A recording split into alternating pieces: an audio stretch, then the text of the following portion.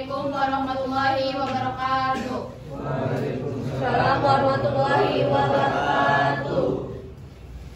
Kami dari kelompok 3 akan mempresentasikan tentang materi tentang sistem pakar berbasis aturan. Definisi sistem pakar.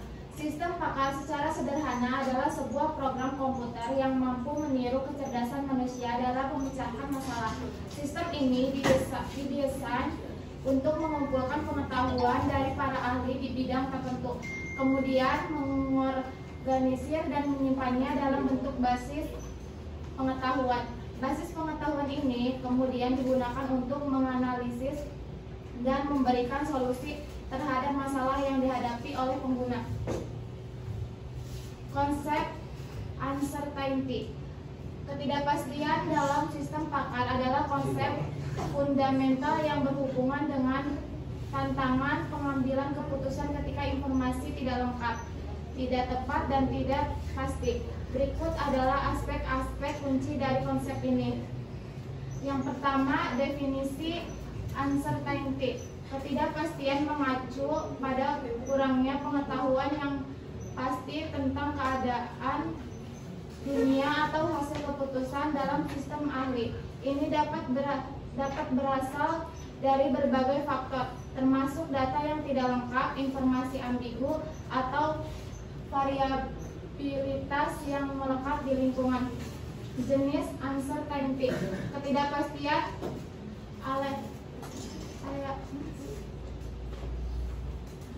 aleatorium. Jenis ketidakpastian ini muncul dari keacakan yang melekat dalam sistem, misalnya memprediksi tren pasar saham melibatkan ketidakpastian acak karena sifat perilaku pasar yang tidak dapat diprediksi. Ketidakpastian epistemik. Ketidakpastian ini disebabkan oleh kurangnya pengetahuan atau informasi tentang sistem, seringkali dapat dikurangi dengan mengumpulkan lebih banyak data atau dirancang untuk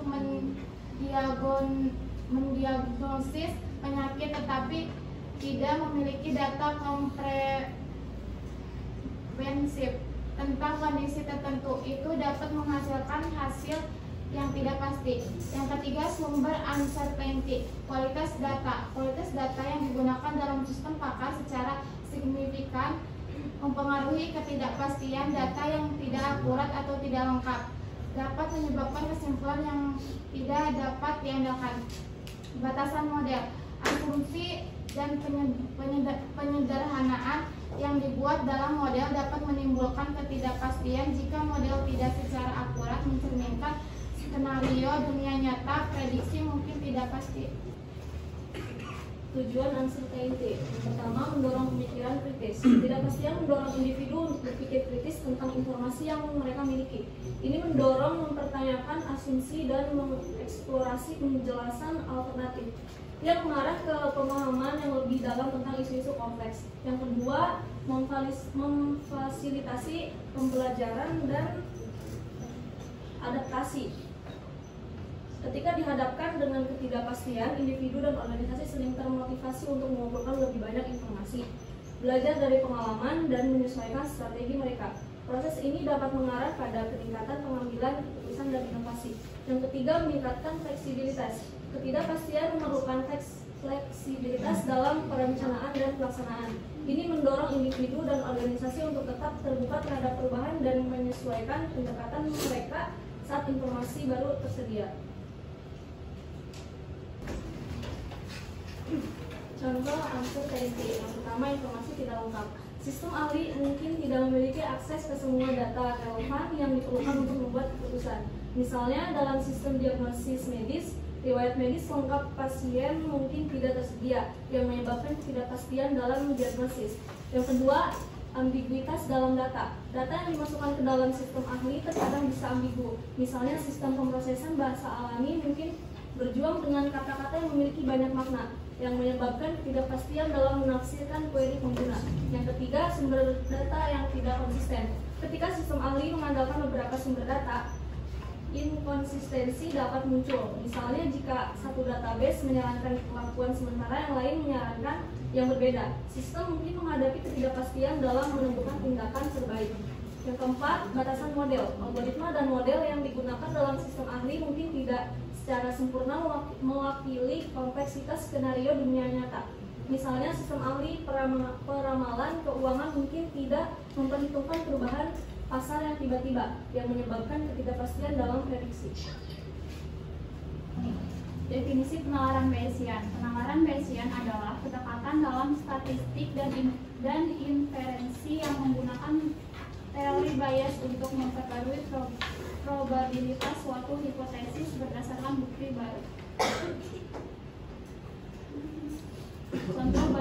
Contoh Bayesian reasoning. Penalaran Bayesian dapat diterapkan dalam berbagai situasi untuk membuat keputusan berdasarkan data dan informasi yang tersedia. Berikut adalah beberapa contoh yang menggambarkan bagaimana pendekatan ini digunakan. Prediksi cuaca. Dalam meteorologi, model cuaca dapat menggunakan data riwayat sebelumnya dan informasi terbaru dari pengambilan cuaca bukti untuk memperbarui prediksi cuaca. Misalnya, jika sebelumnya ada 70% kemungkinan hujan berdasarkan data riwayat, tetapi pengamatan terbaru menunjukkan awan gelap yang mendekat, probabilitas hujan dapat diperbarui menjadi lebih tinggi. Deteksi penanganan. Dalam sistem deteksi penalaran Bayesian dapat digunakan untuk memperburuk risiko transaksi berdasarkan pola transaksi sebelumnya. Jika transaksi baru menunjukkan karakteristik yang mirip dengan transaksi yang sebelumnya, diidentifikasi sebagai imbalan. Probabilitas bahwa transaksi tersebut adalah imbalan dapat meningkat. Jenis Bayesian. Inferensi Bayesian. Ini adalah proses di mana kita memperbarui keyakinan kita tentang suatu hipotesis berdasarkan data baru. Misalnya, jika kita memiliki keyakinan awal sebelumnya tentang kemungkinan suatu penyakit dan kemungkinan mendapat hasil tes, kita dapat menghitung probabilitas baru bahwa pasien benar-benar menderita penyakit itu. 2. Jaringan Bayesian. Ini adalah representasi grafis dari variabel acak dan hubungan karakteristik di antara mereka. Jaringan Bayesian digunakan untuk memodelkan ketidakpastian dalam sistem yang kompleks, seperti dalam diagnosis medis atau analisis resiko. Setiap mode dalam jaringan mewakili variabel dan tapi menunjukkan hubungan probabilitas antara variabel tersebut. 3. Bayes empiris. Ini adalah pendekatan di mana estimasi sebelumnya dilakukan dari data yang tersedia, bukan ditentukan secara subjektif. Bayes empiris sering digunakan ketika data yang cukup besar tersedia, dan ini memungkinkan peneliti untuk menggabungkan informasi dari data untuk memperbaiki estimasi probabilitas. 4. Penalaran Bayesian. Jenis penalaran Bayesian ini menunjukkan fleksibilitas dan kekuatan pendekatan ini dan dalam menangani ketidakpastian dan membuat keputusan yang lebih baik berdasarkan data yang tersedia. Kesimpulannya, sistem pakar merupakan bagian dari kecerdasan buatan yang meniru cara berpikir seorang ahli dan menyelesaikan masalah. 2 pendekatan umum dalam sistem pakar adalah sistem basis aturan atau rule based dan Bayesian reasoning.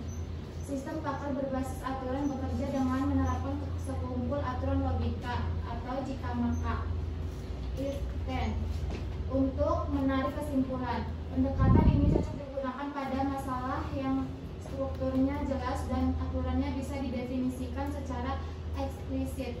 Di sisi lain, Bayesian reasoning digunakan ketika terdapat ketidakpastian atau uncertainty dalam informasi atau data yang dimiliki.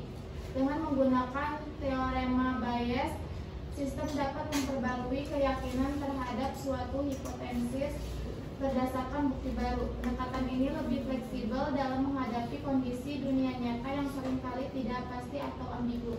Dengan menggabungkan kedua pendekatan ini, Sistem pakar dapat dibangun secara lebih komprehensif menggunakan aturan untuk keputusan yang pasti dan lagi secara menggunakan Bayesian reasoning untuk menangani situasi yang mengandung ketidakpastian sehingga menghasilkan sistem yang lebih cerdas, adaptif, dan fluktuatif.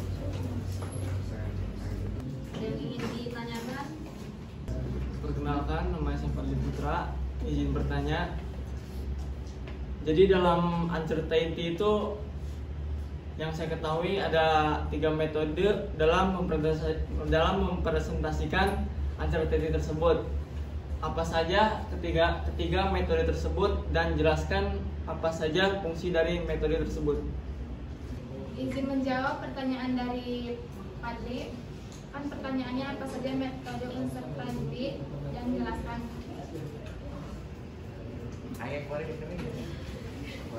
Yang pertama ada propagasi ketidakpastian, yaitu metode ini melibatkan perhitungan bagaimana ketidakpastian dalam input mempengaruhi ketidakpastian di input.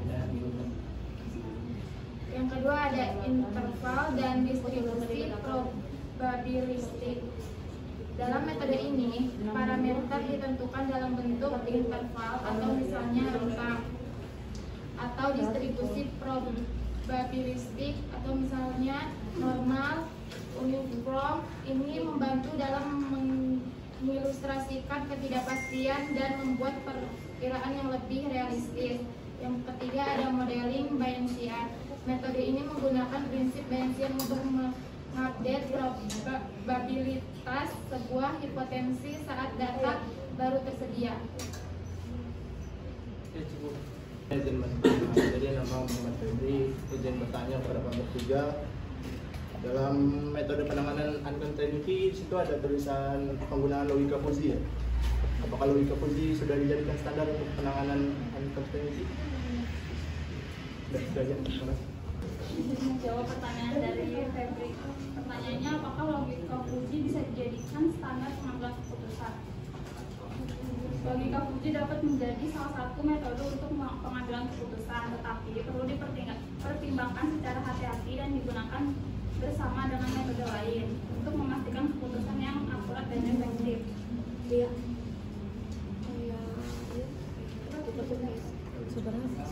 Cukup sekian dari kelompok kami. Terima kasih. Wassalamualaikum warahmatullahi wabarakatuh. Waalaikumsalam warahmatullahi wabarakatuh.